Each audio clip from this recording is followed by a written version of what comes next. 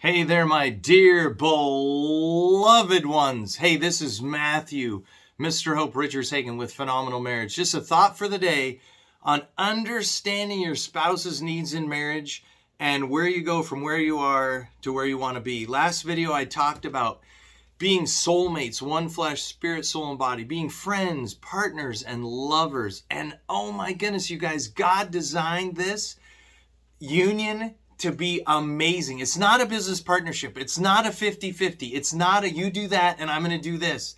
The human relationships that are based on that are going to fail because they're based on two failing creatures. Ruth Graham said this. She said, a great marriage is a union of two good forgivers. And that is so important. So today, my dear beloved brothers, I'm going to talk to you about the very first step as you begin to develop. This is a brand new year. You're thinking about, I want to save more. I want to lose more. I want to give more. I want to do more. Well, one of the things that I'm just going to be blunt, your joy in life, your success in life is more dependent on your relationship with your wife. Everything in your life is dependent on your relationship with your wife. And it doesn't matter if you feel like you got married to an old nag. It doesn't matter if you feel like you got, lucky and you got the most amazing woman in the whole world. The steps are exactly the same. And here's the thing. Here's the magic sauce. No matter what happens to you, you are 100% in charge of your thoughts and your actions. 100%. And I'm going to prove it to you. If you're out in the freeway and somebody's driving along and they flip you the bird, what do you have to do back to them? Nothing. You are 100% in charge of your thoughts and your actions. 100%. And one of the things that I was noticing recently, I was reading in Matthew 5, and Jesus talks about the kingdom. He comes down from the mountain. He's teaching his disciples. The multitudes come to listen to him teach his disciples. And he says this. He says something very interesting in Matthew 5. He says, this is the way it's been, that when people treat you bad, you treat them bad back. He said, no. In my kingdom, it doesn't work like that. Pray for those who hurt you. Bless those who despitefully use you. Bless and curse not. And you say, Matt, what does that have to do with anything? Often in our marriage, this is the closest human relationship. And often we take advantage of our spouse. We don't really mean to, I don't think. I know I sure didn't when I was taking advantage of my wife, and I'm sure she didn't mean to when she was taking advantage of me. It's just a beautiful thing. When we learn, no matter what other people are doing, my response is my responsibility. The number one, the first place to start in any improvement process, you're going to lose some weight, you're going to make more money this year, you're going to have a better marriage because you're going to take responsibility. Your wife is responsible to you, you're responsible to her and for her. It's a completely higher level. When Adam and Eve sinned, God came and said, Adam, where are you? And you may say, that's so unfair. Because she's her own person. She is. And the thing is, you can't control anybody. And there's so much freedom when you give her room to do that and you live in such a way that she wants to love and serve you. And so the responsibility piece is to understand that you are who you are and where you are because of what's gone on in your mind. You can change who you are and where you are by changing what goes on in your mind. You can make the conscious choice to say, you know what?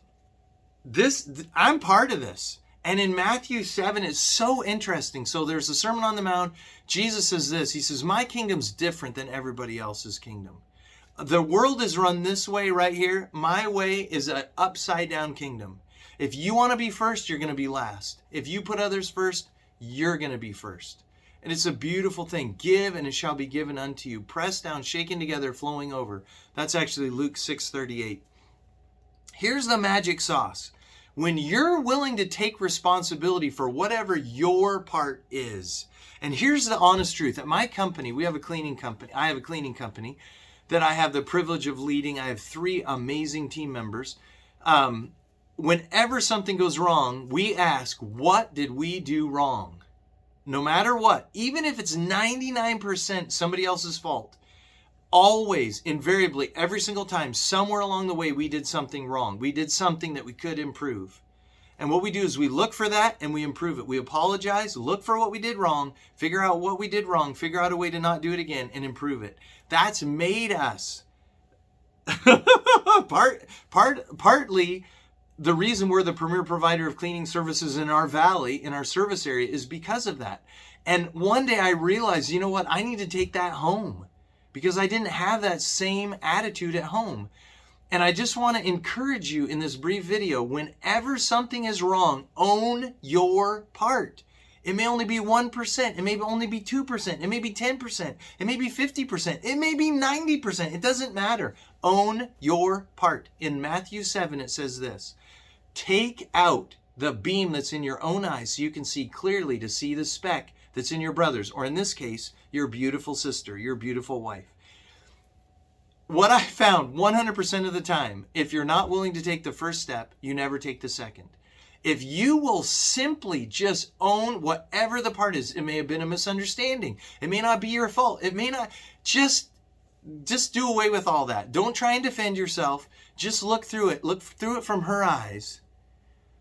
And just say, you know what, hon, I could have done better right here. And when you do that, it gives her room to turn towards you. And if she would do that to you, it gives if she would do that to you, it gives you room to turn towards her.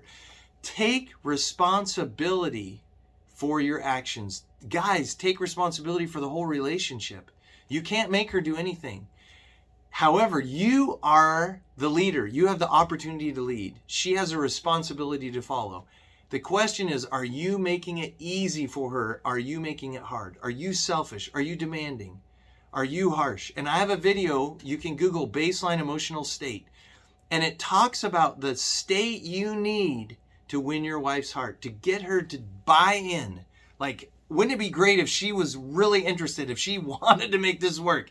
Yes, there's the emotional state that you need. It's to like her. It's just unconditional love, to like her without, she doesn't have to do anything. She doesn't owe you anything. And you're just like, Matt, if I lived like that, I would get nothing. No, you wouldn't, because that's not how God designed the universe. Give and it shall be given unto you. With the same measure that you use, it's going to be measured back. And does that mean that every time you're nice to your wife, she's going to be nice back to you? Of course not. She's a separate person, and she's human, and she has human failings. If you live with love, you will experience love. The only love you can be 100% sure of is the love you give. And what I've found, and what Scripture talks about, and what God promises, is you're going to reap what you sow. Galatians 6:7. Thank you so much, my dear beloved brothers. Remember this: there are simple shifts that you can make that make amazing, simple shifts, amazing results. As you love her, you just cherish her. Lord, I'm so thankful for this incredible creature that I get the opportunity to be married to. When you have that kind of attitude, it'll change your life. It'll change your marriage. Thank you so much for watching. You have a great day, and God bless. We'll see you in the next video.